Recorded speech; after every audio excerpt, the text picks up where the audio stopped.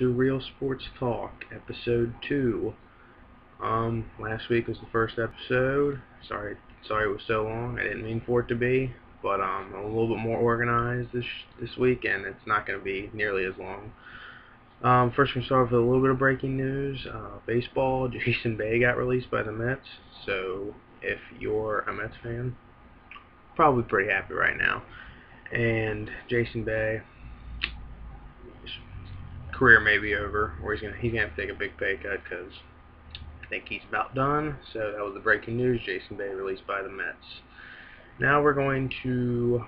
I would like to say here too. I'm not gonna be on a lot of NBA talk on here because it's just so hard with the game going on every day, and I'm only gonna really talk about something if it sticks out in the NBA, like something big happens or maybe a huge crazy game, but not gonna be a lot of NBA talk. It's not that I don't like the NBA. It's just so hard. I'm doing these in the middle of the week, and unless something sticks out, I'm gonna talk about it. But that's just what I want to say about that. We're gonna go into the NFL. What happened last week in the NFL? Some interesting things happened.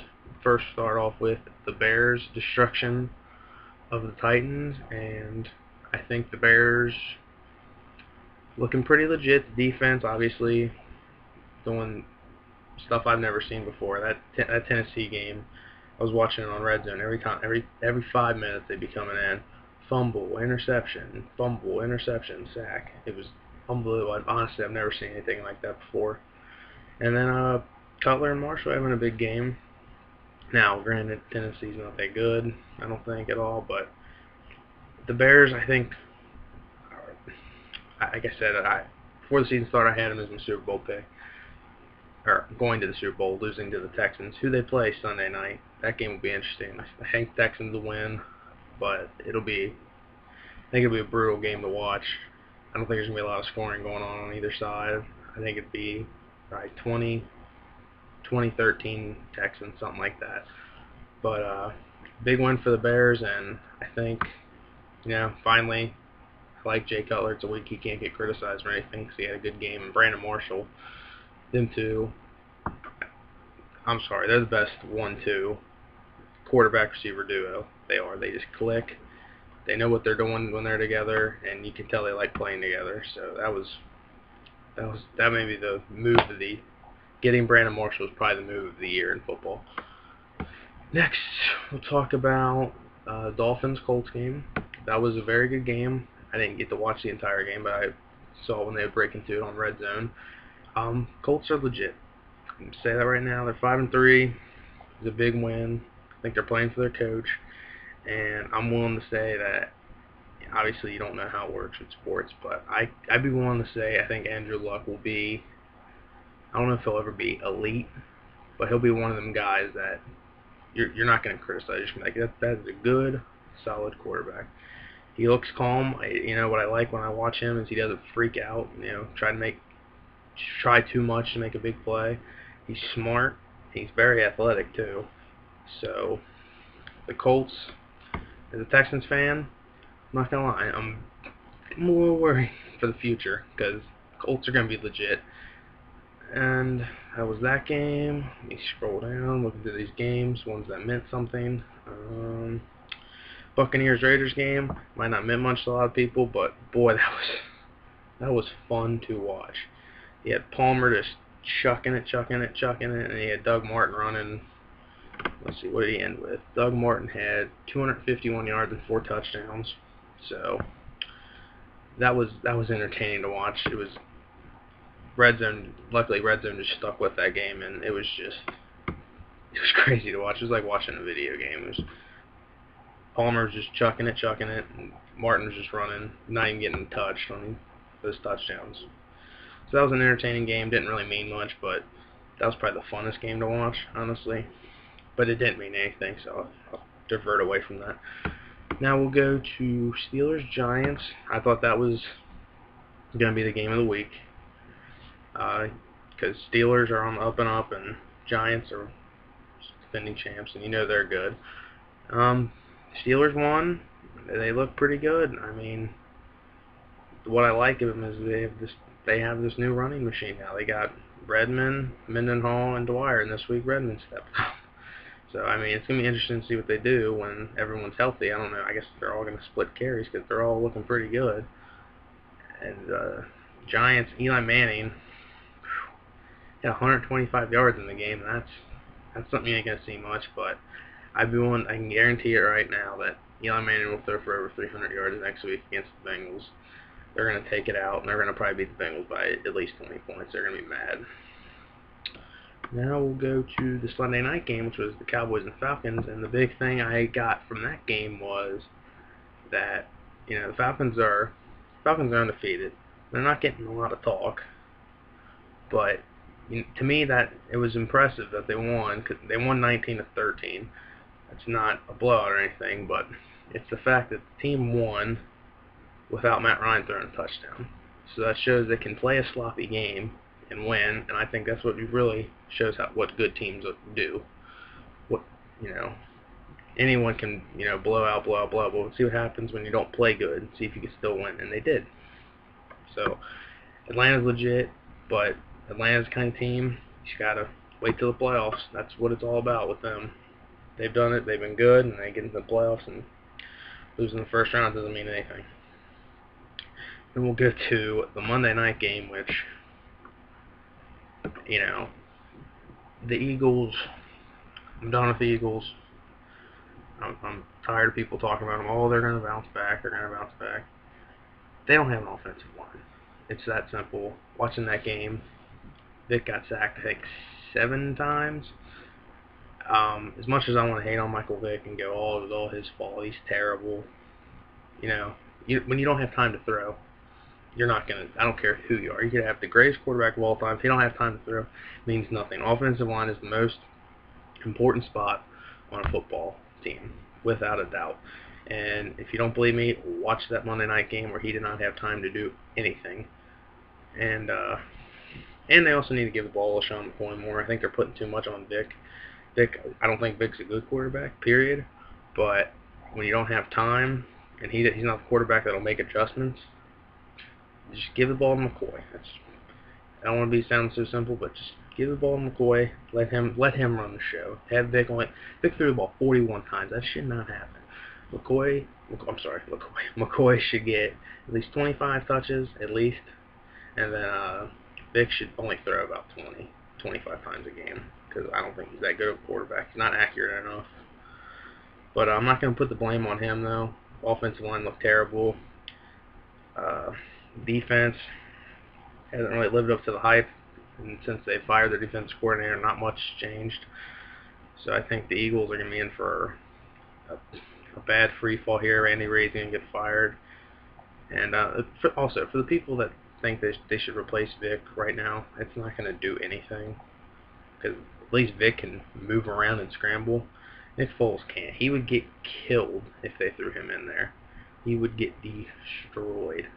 So why don't you just wait till next year? They should use their entire draft to draft offensive linemen. Try to get a free agency, get the best offensive lineman available.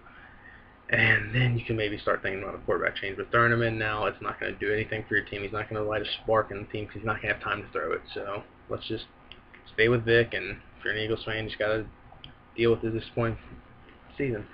And for the Saints, got to 0-4 start. Now you're 3-5.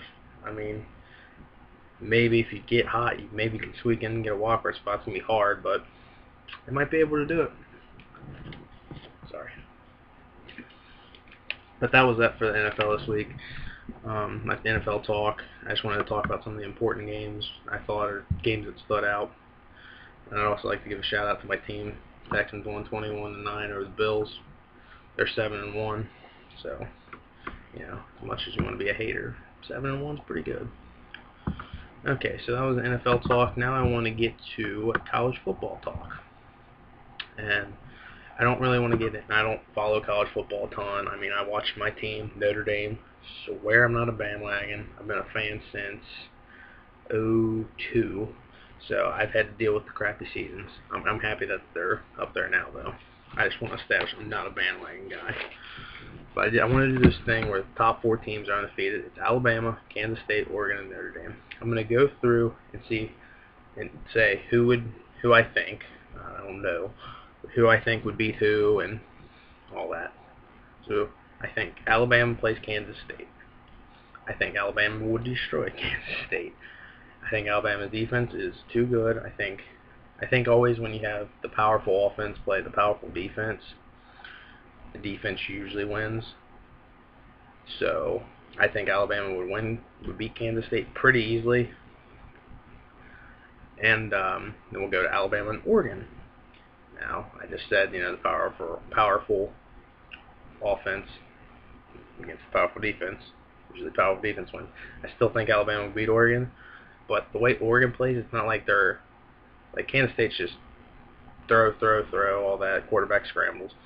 Oregon, they run like the fast-paced offense. They run the no huddle, so that can confuse teams a little bit. They're really fast. I still think Alabama would beat them. I don't think they would kill them by no means. I think that would be probably a 10-point game, but I still think Alabama would win. So now we'll go to Alabama and Notre Dame. I hate to say it. Sorry, Notre Dame fans. I'm a Notre Dame fan, but Alabama would destroy Notre Dame. It wouldn't even be close. That'd probably be at least a 20-point game, just because Notre Dame, their defense, I think, is legit. I don't think anyone can deny it. As much as you are a hater, you have to admit the defense is good.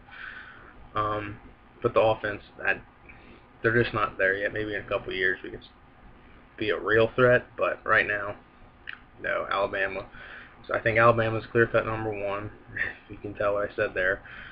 I would have Kansas State play Oregon. I think Oregon would beat Kansas State. I think they would just, the fast pace of Oregon would just drive Kansas State crazy. It would probably be a shootout. It would be a shootout. And I think, I'm trying to guess the score here. I probably think 50-42 or something like that. It'd be a great game to watch, but I think Oregon would, in the end, could beat Kansas State.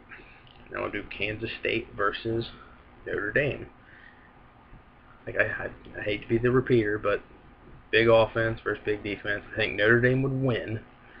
Not trying to be biased. I really think Notre Dame could beat Kansas State if they play each other, because Kansas State plays a similar style to Oklahoma. Now, Kansas State Klein is way more athletic and mobile than Landry Jones, but I do think that they're similar, and Oklahoma didn't do anything against Notre Dame. Notre Dame had that game in control, so I'm just going based off that. I think Notre Dame would beat Kansas State. Now, would they blow them out? No, because they can't really score. But Notre Dame, I think, would beat Kansas State. Now we'll go to Oregon and Notre Dame. I've literally been thinking about this idea, talking about this for a couple days, and I still wouldn't know who to pick if they played each other. I would probably give a slight edge to Oregon, just because running the no huddle confuses teams so much, and I think they would have Notre Dame just on their heels a little bit, and they would win. But for the people that are like, oh, Oregon would put up 50 on Notre Dame and stuff like that, stop that. They wouldn't. I'd be willing to bet money that they wouldn't get more than 30 on Notre Dame. But that being said, Everett Golson's he's not, he's mobile. I like that. I like the way he plays. He tries hard, but just watching that Pittsburgh game, some of the throws he makes are just stupid. Like he got away with beating Pittsburgh and got lucky. That game was nuts, by the way, if you didn't watch it. I had about a heart attack watching it. But I don't think they wouldn't be able to hang with Oregon's offense. I think Notre Dame's defense can hang with Oregon's offense and keep it close. I just don't think Notre Dame could score enough. So it would be like a 20-10 game, or something like that, 20-13. So sorry, Notre Dame fans. I hate to say it, but I think we would beat one of those three teams. We beat Kansas State, just because I think we could keep them in check and score a little bit on them. So that would be my college stuff talked about right there. Sorry if that was a little boring, but that's really all I got this week. But I would like to say Friday I'm hoping to have a new episode. I will have my friends Derek and Kevin with me, hopefully, and we're going to be talking about MLB free agency. We're going to be talking about who our teams, who we would like to get with realistic, with the team's financial situation, who we'd like them to get. Then we'd talk about where we think the other big free agents are going to go and things of that such. So Friday we'll have a new episode, hopefully. If not, it'll be next week for sure. This has been Real Sports Talk. Have a good day.